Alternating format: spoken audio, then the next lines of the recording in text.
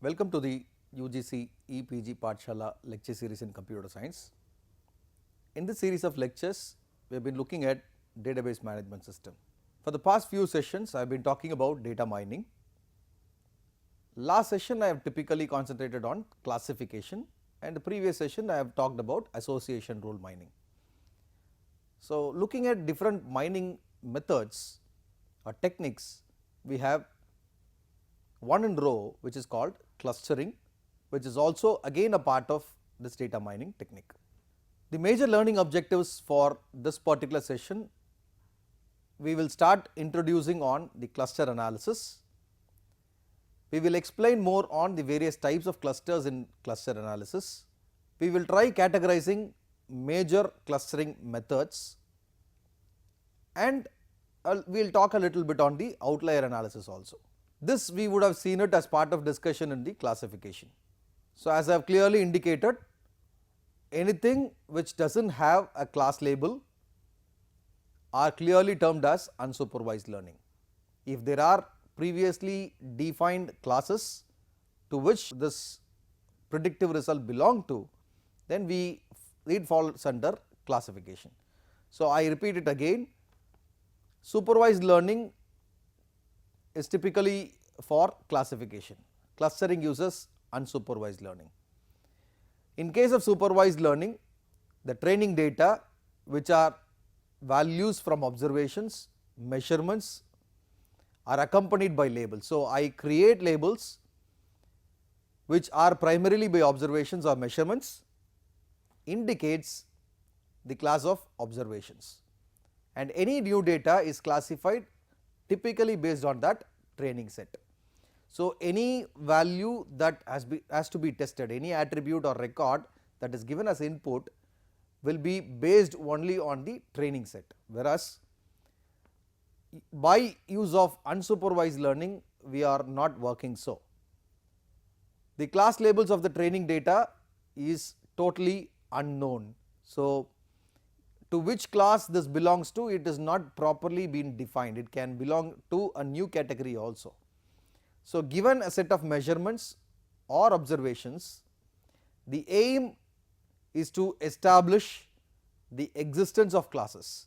If there would have been a class, then we might include that into the specific class or a cluster in the data. So, now let us try understanding or get closer into what this cluster analysis mean. Clusters are nothing but a collection of data objects. If you look at this picture, there are a collection of data objects which are represented by different colors. So, squares exist with different colors.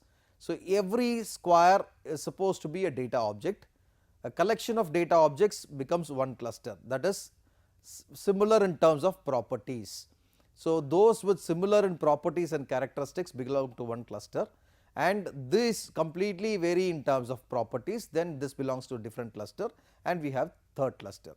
So, by looking at this picture, we can clearly say that there belongs, or this belongs to three different, or the given list of data objects belong to three different cluster values. So, those that are similar to one another in terms of either properties, we mention it within the same cluster, or those which are dissimilar to the objects that might belong to other cluster. So, here this will be mentioned as cluster 1, this will be cluster 2 and cluster 3.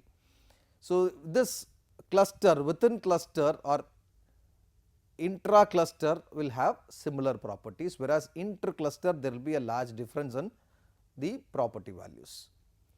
So, by looking at the cluster analysis, we group a set of data objects into a specific cluster, and clustering is purely belonging to an unsupervised classification strategy, where we do not have any predefined classes. So, there are clearly no predefined classes. If we typically look at any cluster analysis, the applications of cluster analysis are twofold.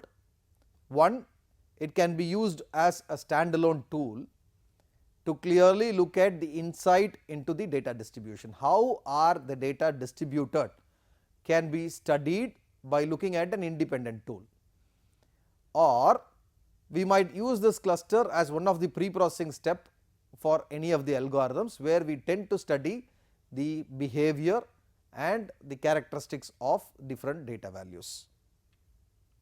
Now, let us look at where these cluster analysis been applied. If at all we wanted to understand on the pattern, we can apply this cluster analysis. Not only that, we can also use spatial data analysis. We can use this cluster analysis for spatial data applications, like create thematic maps in geographical information system by clustering feature spaces, or we can detect spatial clusters and explain them in spatial data mining. We can also put them into image processing, where we can identify skin tone and non-skin tone regions of, say, facial images. If you look at facial images, there are a group of skin tone regions which are like chins, nose, forehead, and all the other stuffs. These are skin tone regions, and non-skin tone regions where there is a coverage by hair. So, to identify these two regions together, we can put it up as a cluster. So, identifying every data object and understanding on the pixel clearly distinguishes between these two clusters. This is one of the image processing technique. Likewise, to many image processing techniques this can be applied. And not only that, this can even be applied on an economic science, where we can study on the market research. If you look at closely on the World Wide Web strategy, document classification typically uses a cluster strategy, a cluster scenario, or a clustering a weblog data to discover groups of similar access patterns is also an application of cluster analysis. As I have hinted, here comes some of the examples of clustering applications. How would this cluster help for marketing? So, this cluster helps marketers discover distinct groups, unique groups in their customer bases, who are a group of customer who will purchase this list of items, and then use this knowledge to develop targeted marketing programs. So, targeting on them, whatever that we created as a new product, we can target only to those customers who are created already into that one cluster. And in terms of geographical information system, land use, identification of areas of similar land use in an earth observation database. So, we can have fewer cluster of data values which can be identified as what kind of land it is. So, earth observation gives us such interpretation of finding out to which cluster this might belong to. And we can use this for insurance based applications, where we can identify group of motor insurance policy holders with an average or high claim cost.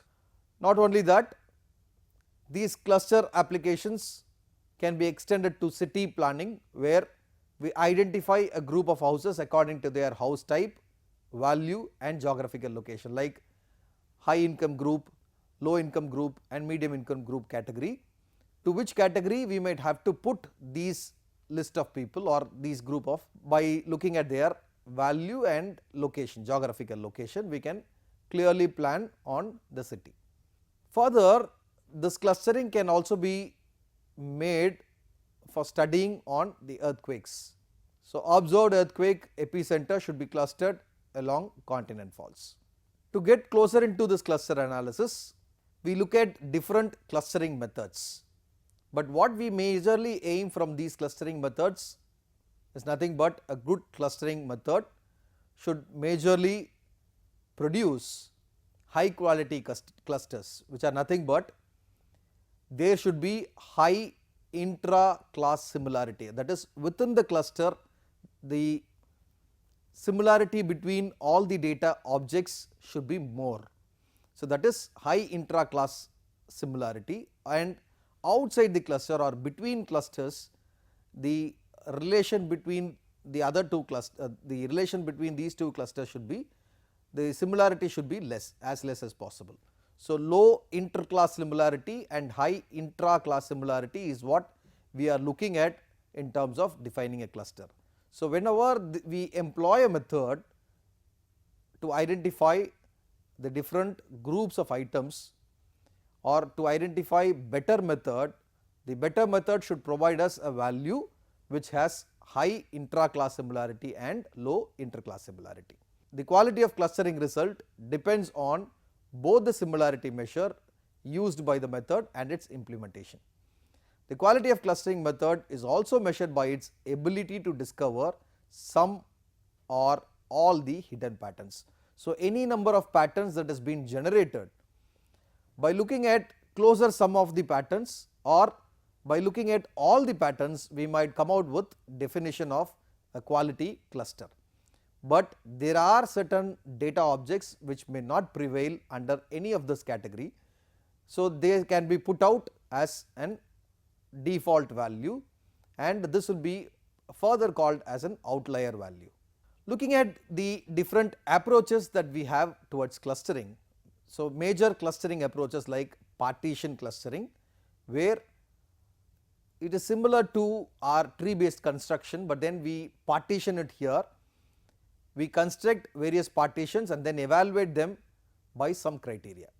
So, we try dividing every property and we understand that every property belongs to a partition, or otherwise it can be by hierarchical based algorithms, where we create a hierarchy by decomposing a set of data objects using similar criterion, or we look at the density values based on connectivity and density functions, we try dividing the data objects. So, these are some of the methods which we try deploying it to for the formation of clusters. Not only that, apart from density based methods, we have also got grid based methods. By employing these grid based methods, we may have to divide given a data object into multiple levels, looking at the granular information associated with the clusters. So, looking at the fine grained details of every cluster, we can in turn divide that into a cluster. So, multiple level granularity structure can also be built, which are termed to be as grid based. And finally, we have a model based, where we search for an hypothesis and for each hypothesis of a cluster, and the idea is to find the best fit of that model to each other. So, where it best fits to that particular model is to be identified by deriving an hypothesis. So, those were the methods that we have studied. We have looked at partition based algorithms, we have looked at hierarchical based algorithms, we have also looked at density based algorithms, grid based, and so. So, by employing any one of these methods, we can clearly distinguish on the different clusters, or we can identify how many clusters, and we can look at to which cluster given a data object should go and reside with. But during the part of discussion, I have told you there can be certain data values which can never belong to any of these properties, or the characteristic that associated with the newly formed data object might not fit into any of these. So, in that case it is clearly distinguished as an outlier data which is not belonging to any of the cluster, and the properties entirely vary from any of the clusters defined. So, the set of objects are considerably dissimilar from the remainder of the data. So, how many ever data that appears, there seems to be no similarity that is existing between the data values. So, here may it be an intra cluster similarity or inter cluster similarity, it does not have to be on any of these cases, then it is purely said as an outlier. So, the problem is to find the top n outlier points. So, these outliers are majorly detected with fraud detection, or majorly being applied for fraud detection, telecom fraud detection. Maybe you might have frequent callers and you might have callers from unknown numbers. By use of an application called Truecaller, we are able to distinguish whether to pick the call or whether it is a spam call. it has been basically identified by a third party or any third party whom we are trying to contact, if it is not there in the contact list, and if it has been an advertisement or clearly a person who is trying to be a fraudulent to this system, we identify that quite even, and it marks up for customer segmentation also, trying to identify what group of customers. Frequently grouped people might belong to a cluster, and any person who has just gone in and gone out without making a similar purchases might be considered as outlier. We can apply this for medical analysis systems also, where previously defined category for classification we have used it for benign and malignant tumors, but then there exists a tumor, but then we will not be able to identify to which tumor it belonged to, and not only that, this might look as a tumor and it may also not be a tumor, it can be well treated with a simplistic approaches also. So, in that particular case also we might consider this as an outlier. In short, we have started looking at the different clusters or how these clusters might be helpful in data mining. I was trying to explain you in terms of unsupervised learning. So, majorly we made it as a classification between supervised and unsupervised learning. As part of unsupervised learning, we termed it majorly for clustering purposes, where we do not have a previously defined class labels and any data object will reside into any one of the defined clusters. So, cluster analysis groups objects based on similarity and has to be used for wider range of applications. So, we look at similarity between all the data points. So, this similarity can be identified maybe by use of measure which is called Euclidean distance measure. So, you have variant volumes of distance measure available that you would have studied. So, by looking at those distance measures, we can initially tend to identify the similarity between two different data objects. By studying on the similarity, we can create a structure which can say that between or within the cluster there are a group of items within the cluster which has the higher similar values, and I create one more cluster which can form another similar group, but then between clusters there seems to be a less of similarity. So, that way I tend to create a lot of clusters. So, similarity plays a vital role in form of creation of a cluster. So, analysis is primarily made depending on the similarity value. One of the similarity measure that I have hinted here is the Euclidean distance measure, which is square root of x1 minus x2 the whole square plus y1 minus y2 the whole square. We tend to understand between two data objects in terms of x and y points. x1 refers to x1 comma y1 refers to one of the data point, and x2 comma y2 refers to the other data object that is present in the cluster. So, we study the similarity between these two clusters. If it is found to be very minimal, then this can be clustered together. So, that is the first indication, and measure of similarity can be computed for various types of data. Any number of data can be considered and various group of data can also be considered, and for measuring the similarity between the data points. And we have looked at several clustering algorithms starting from partition based, hierarchical based, density based, grid based algorithms, and purely these algorithms were talking on the categorization of the data and not on the classification of the data. So, categorization of the data is primarily been important rather than continual data values. And we have also looked at the outliers which does not come under any of the categories. So, there seems to be no similar values that is existing as part of the cluster items. So, if I try to insert a data point, but that this data point does not come under any of the criteria that has been defined for creation of a cluster, then this seems to be a dissimilar value, and this is also termed to be a outlier detection. So, this is an outlier, and we can detect on the outlier and make an analysis on the outlier, which helps us in identifying frauds, which also helps in telecom based applications, and this can be performed by statistical measures, distance based measures, or any deviation based approaches. And there are still a lot of research which goes on the cluster analysis, like constraint based clustering. Given a specific constraint. Depending on the constraint, how many clusters can be created and what can be the outlier as part of this clusters created. So, there is so much of research which is going on in this particular clustering analysis also. Thank you.